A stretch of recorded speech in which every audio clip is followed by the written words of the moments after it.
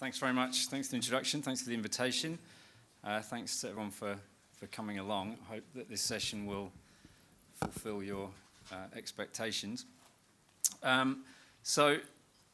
Natasha said, I'm a professor of cognitive psychology at UNSW in the School of Psychology there, and my background is in experimental psychology and judgment and decision making, in doing the research that includes lots of those terms on your BI bingo, which I'll try and drop in as many of as possible as I go through the talk. There's one already here, like randomized controlled trial, tick that one off. But this project is actually one that's taken me outside of the experimental lab where I tend to do most of my research and into the field.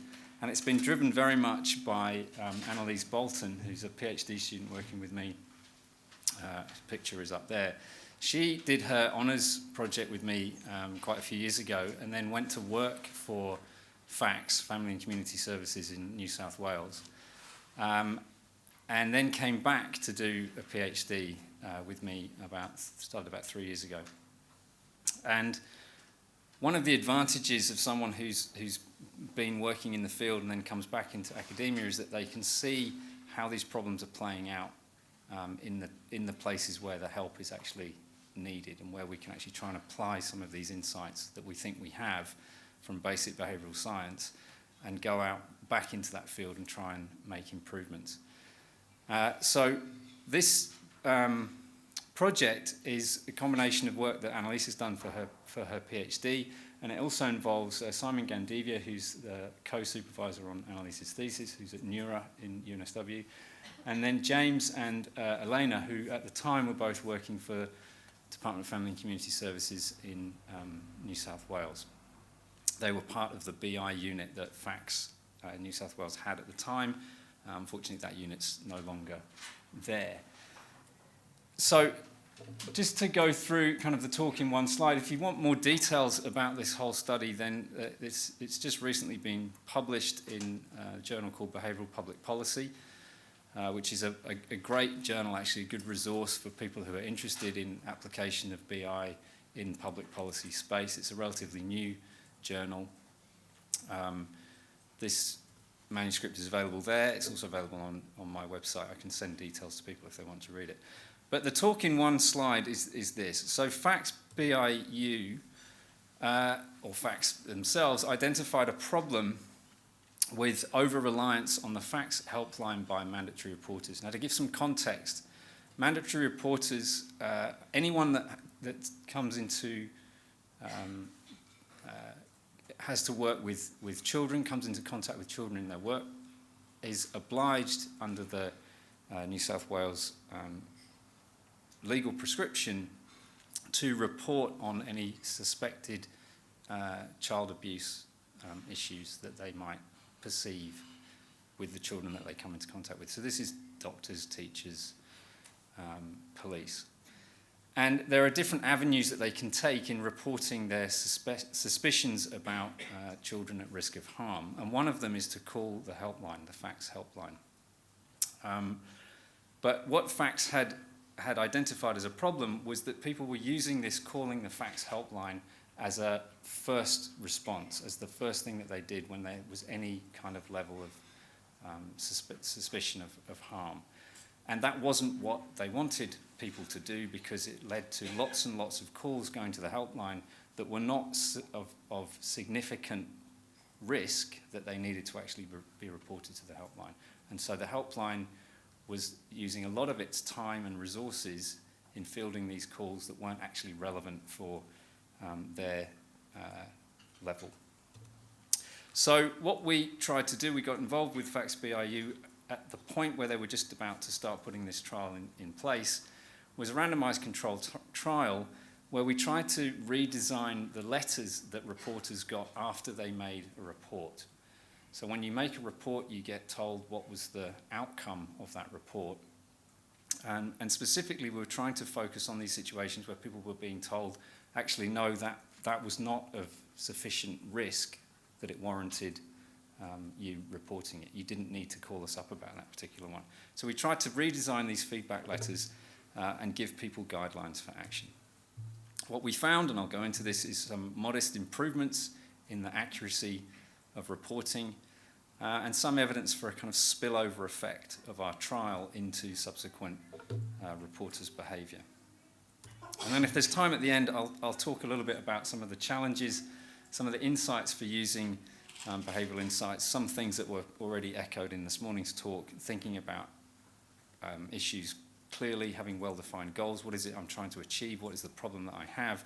And if you want to collaborate with academics in that process of getting some insight into how to design your trials, then getting in and collaborating early is an extremely important part of the process.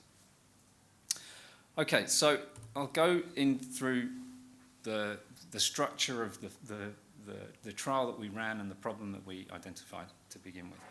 So this is the categorization, if you like, the way in which different situations can be thought of when a mandatory reporter thinks that there is some suspected risk to a child that they've come into contact with.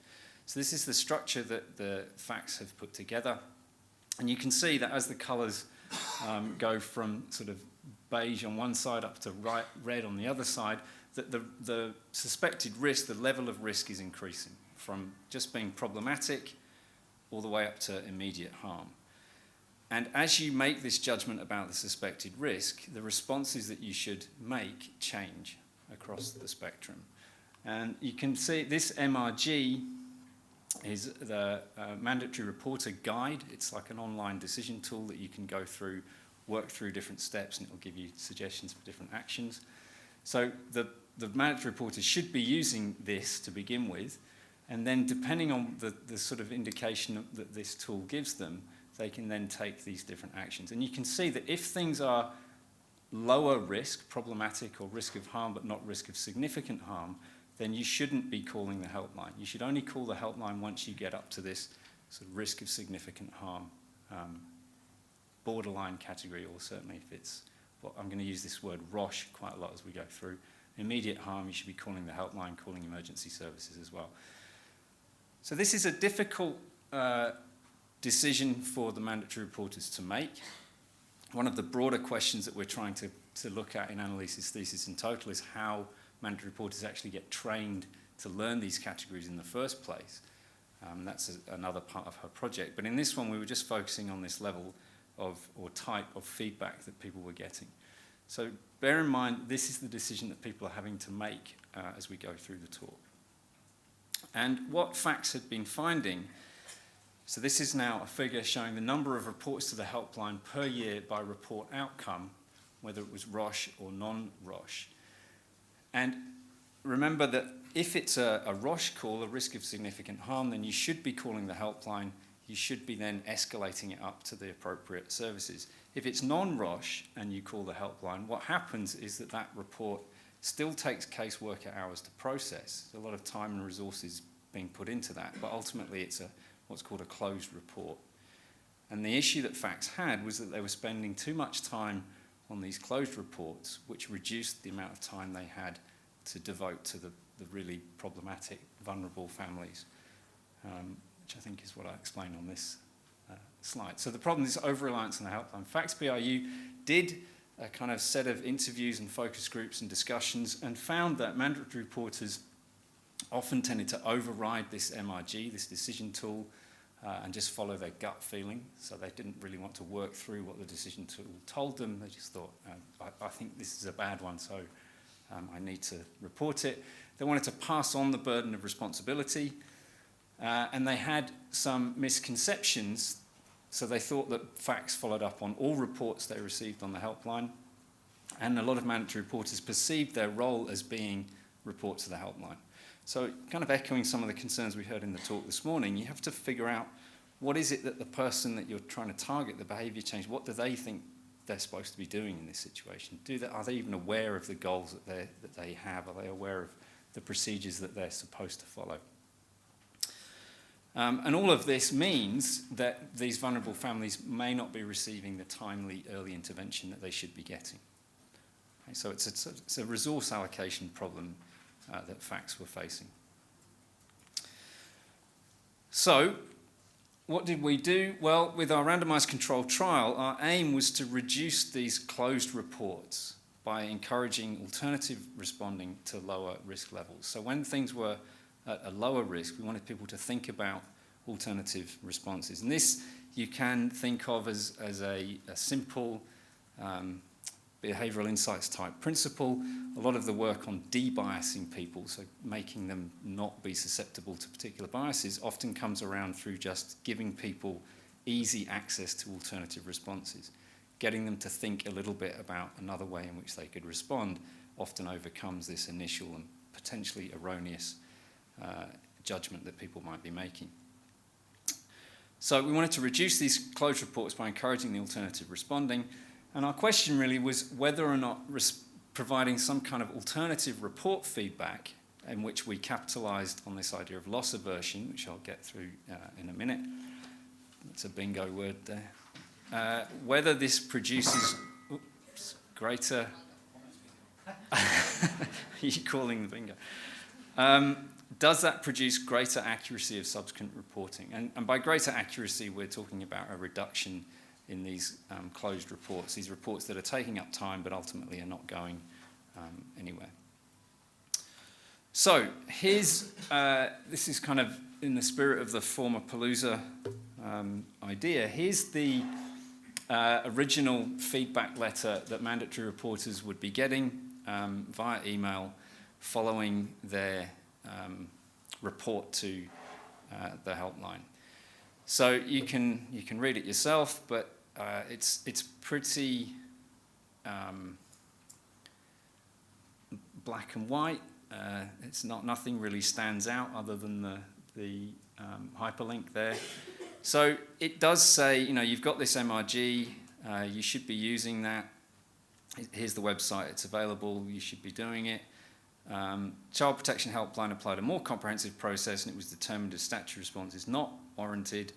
If you work with an agency that's child well, please contact to record your concerns and discuss possible referral options. But there's a few things that you can pick out here. There's no information, no feedback about why your decision that you made didn't reach this threshold of significant harm, so that you can't really learn from this response. It tells you that you should do some other stuff, call these people, contact these people, but it doesn't give you any information about how to do that. So there's no straightforward steps that you can take in order to change your kind of response. And it's really just a very bland piece of no thanks. Your response was the wrong one, but we're not going to tell you why or help you with it. So what we set about trying to do was improve this letter, improve this information, try to give people a bit more feedback, and also get them to think a little bit about the consequences of the decisions that they might be making. So we did a couple of different nudge type things. One was to use some of the literature on what's called the elaboration likelihood model of persuasion, which talks about having central versus peripheral processing. This is a jargon-filled psychological model. But essentially all it's saying is that you just need to think about the contents of the message that you're giving people and think about what are the central components, what are the real things that you want people to focus on and pick out versus the peripheral, less relevant information. And to be really persuasive, you need to get people to focus on that central information that they can then elaborate on and understand better. We also used work from theory on goal framing, which suggested that persuasive arguments framed as losses are more effective at promoting the desired goal than those framed as gains. So this is a kind of variation on standard type of loss aversion effects. Losses loom larger than gains, those kinds of ideas that if you promote to someone, this is what's going to be lost as a result of making this decision, that tends to seem to have more psychological impact than if you just emphasize the gains that could be got from those types of decisions. So how did we put that in the context of the feedback letter? Well, we had two different versions of this persuasive message that we built into the new feedback letter that I'm going to show you in a moment. The first one we're going to call New Gain, so that's just new letter with a gain message. And you can see that we told people that this is what we're trying to do. We're trying to reduce the number of non-ROS closed reports, right?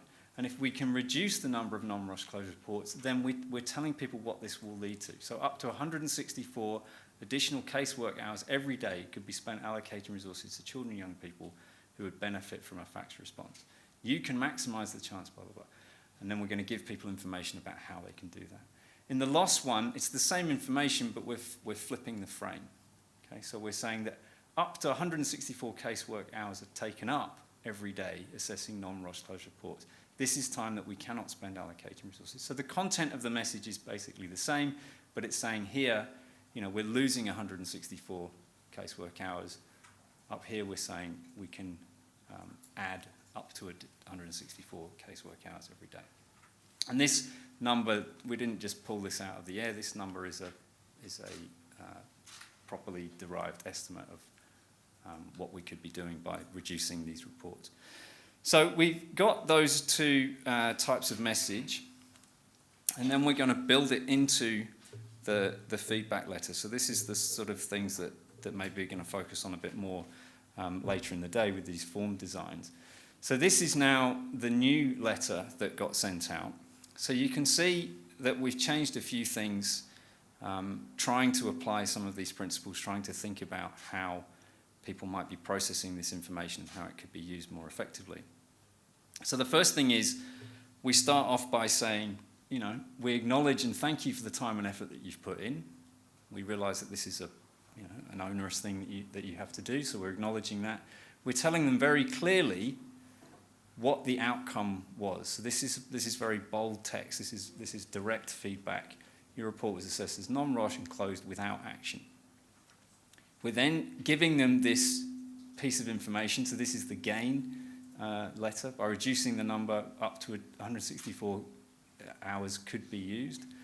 And then we give them a bit more information about how they can maximise making ROS reports and prevent further escalation by reading the common reasons that you make of ROS threshold in the response guide provided, which I'm going to show you in just a second.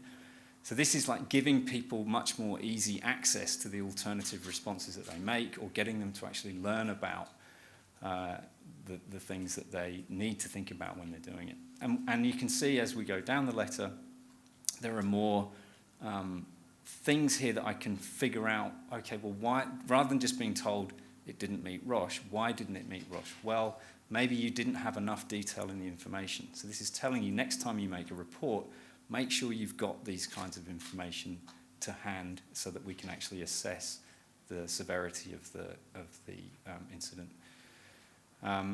So all of these things, and the green arrows are just, well, I haven't done eye tracking on this, but my guess is that people would look at this, that, and they'd get some sense of what's going on. We also then developed and added into the feedback letter this response guide, again, just following fairly straightforward, common sense principles of making the information obvious, step 1, step 2, step 3, these are the things that you need to do. You need to get the sufficient information when you're making a report, decide what to do so you can use the different tools, and then you can also talk to other people in your network, and these are the people that, and telling you how to find them, rather than just saying, no thanks, your report was wrong. So it's taking these things and we're saying to people, please print this off and stick it in your place of work so that you can have easy access to it next time you see it. Okay, so this all is following some fairly straightforward principles of design and think about how it might work. Now we want to actually go out and test it. Now, as we were hearing this morning, the kind of gold standard of testing these ideas is a randomized controlled trial. Randomized controlled trials are difficult to implement often. They're often hard to get into the field and get them to work and get things right, and this one was no different. So we did run one. It wasn't run as perfectly as we would have liked, but we still managed to get it out there and get some, I think, usable data from it. So the basic design was that we had 3 trial conditions. Our control, which was the standard letter that I showed you before, with no response guide added. And then we had the new letter with the loss framing, the new letter with the gain framing, and both of those new ones had that response guide added into it. Our trial period, we ran from 11th of July to 9th of October in 2016. And what we were looking at was the subsequent report outcomes that a reporter made after receiving a particular type of feedback letter. So often these mandatory reporters can make multiple reports over a particular time period if you're often in touch with kids in your workplace and you might be making multiple reports. And so what we're interested in and the data that we were tracking was once we'd sent out one of these types of letters to a mandatory reporter, what was their subsequent reporting behaviour like? And we were monitoring things like whether there were no calls subsequent, whether reports were closed, or whether it was categorised as either other or ROSH. Other just means it's outside of any of those other categories. To get some sense of what was happening in our trial relative to previously when the trial wasn't running, we also included a baseline set of data taken from the previous year at the same time. This was giving us an estimate approximately of how many reports we might expect to see. So you can see in this baseline period, there were 3,724 reports made to the helpline during that period. Of those, 62% there was no call following that report in this baseline period. 17% were ROSH, closed were about 13%, and other were about 7%. So this is telling us roughly what type of numbers of these different situations we should see following a report in that period, because the reporting to the helpline does fluctuate across the year. It tends to go down in school holidays, for example. Okay, so we had those were the conditions in our trial design, and then we had hypotheses about what we were hoping was going to happen or what we thought might happen, and then we've also got another one that we didn't want to happen. But this is what we did want to happen. So what we wanted to see was that giving people these new letters and the response guide would increase their reporting accuracy. And increasing accuracy means that the proportions of closed reports should go down, the proportions of no calls should go up. Importantly, the proportion of ROSH, the risk of significant harm, should either increase or should remain roughly stable. Right? So what we don't want to see is just a general decrease in people reporting across the board, because a really negative outcome, which is this second one, would be that giving people this feedback and saying, think about what you're doing when you make this decision, just discourages people from reporting at all. Right? That would not be good, because then we're basically saying to mandatory reporters, you know, you keep getting it wrong, so just don't bother. So we really didn't want to see that, and in fact we took a lot of steps, and I'll show you the data in a minute, to monitor those overall proportions as the trial was running, so that we could stop the trial if we saw a significant departure from the proportions of ROSH calls that were being made as the trial was progressing. So what we were hoping for was this increase in accuracy. What we didn't want to see was this lower pattern where we would see close go down, no call go up, but also the ROSH calls go down. We didn't want to see that. Okay, so we ran this trial for a period of 3 months, and this is a summary, relatively simple summary of the data, which I will talk you through now. So this is a plot, just a stack bar plot, of the subsequent reporting behaviour after being sent a closed report feedback later. Okay, so we send a closed report, we say, actually that one didn't work, and then we want to see, okay, what's the impact on these reporters' behaviour as a function of getting that report? What I'm plotting is the proportions in the baseline, so this is the year before we ran the trial, and then the proportions during that same period of the year in the control condition, the new gain, and the new loss. The different colours represent the no call, so they didn't call back, whether they called back and made another closed report, whether they called back and made it was an other classification, or whether they called back and it was a risk of significant harm.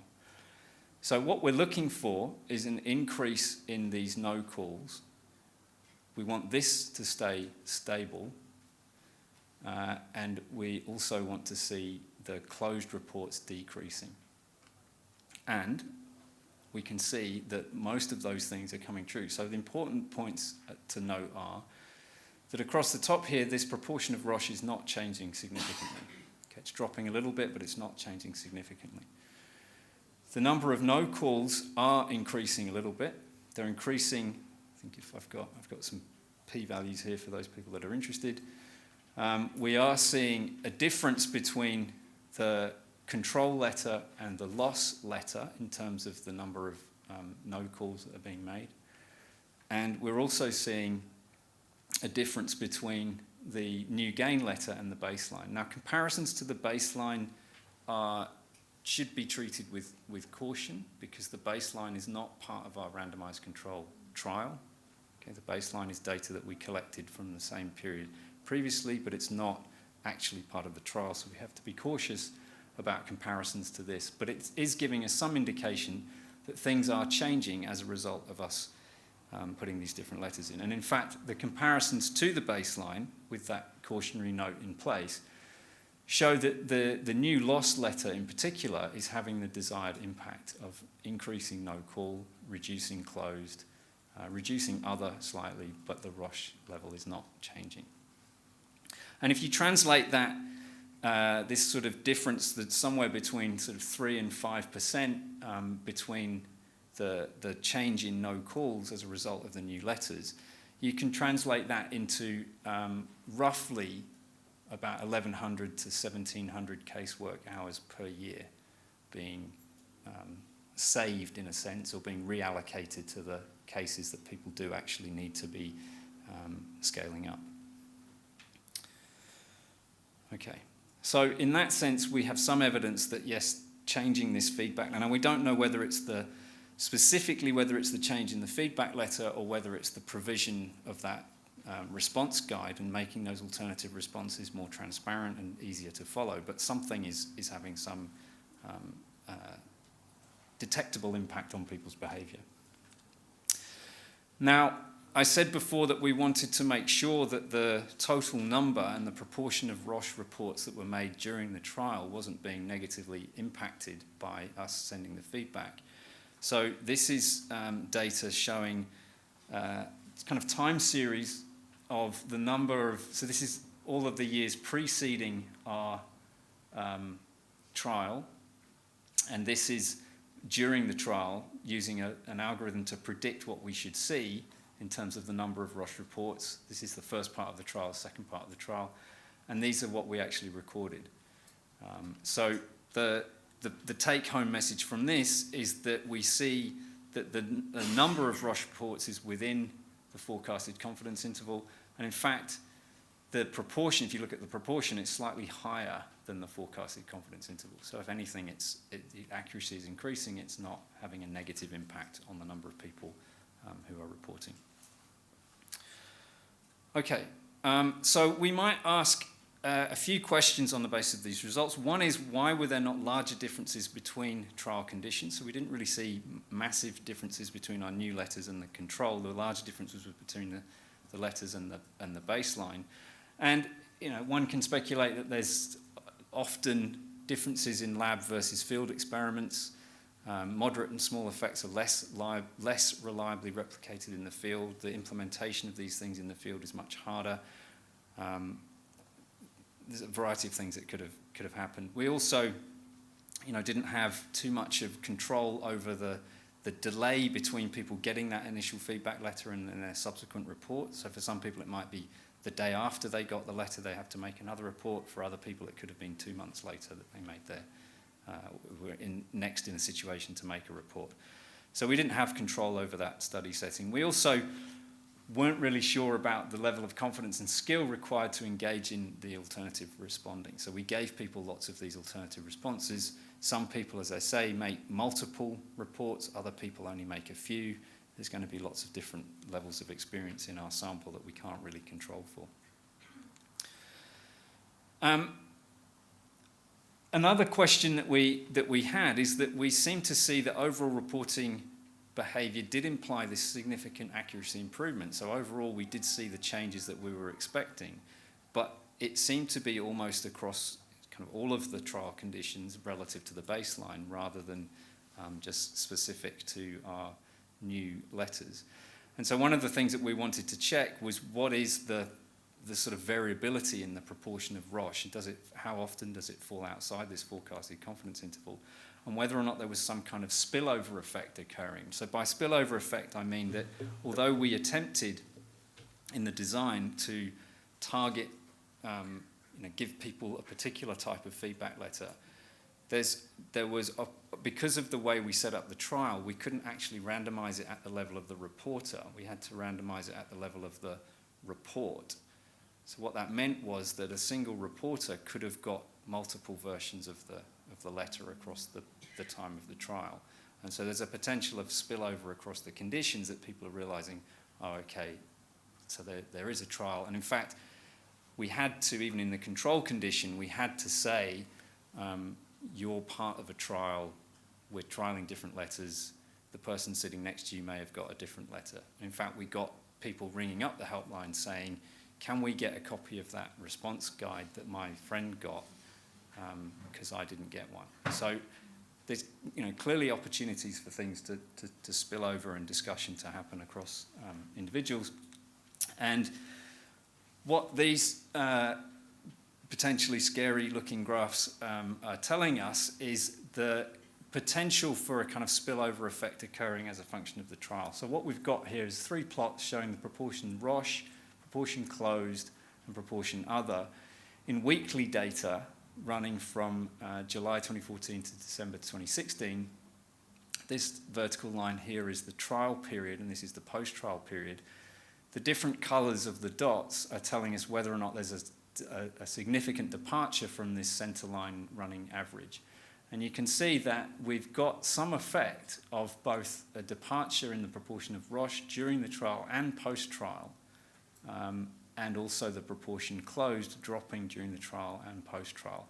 But you can see that these things wobble around a fair bit preceding the trial as well.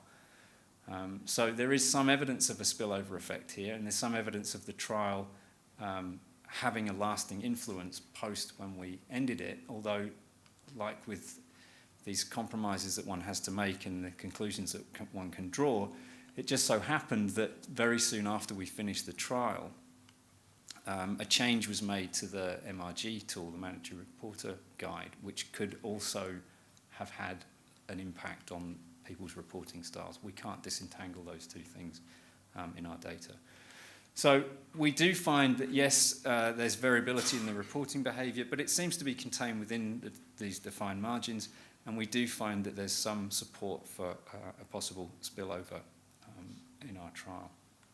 So to conclude, I think what we find is that these new letters and the motivational framing did have a weak effect on reporting behaviour, particularly the loss framing, and the addition of the guide for action seemed also to have some influence. We did find that this trial was linked to an increase in reporting accuracy overall, but exactly why or how this occurred, we don't have the data to run. And as I said at the start, because the FACTS BIU team is no longer there, we're unfortunately unable to continue monitoring the reporting past that post-trial period, so we don't really know how it's played out.